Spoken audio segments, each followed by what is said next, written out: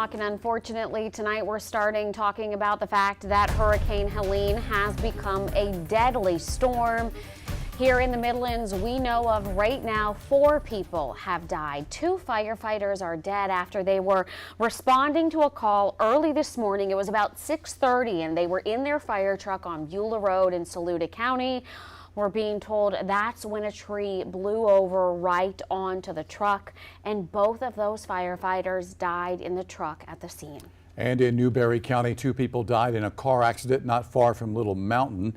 Being told that car ran off Chapman Road and hit a tree about 9:30 this morning.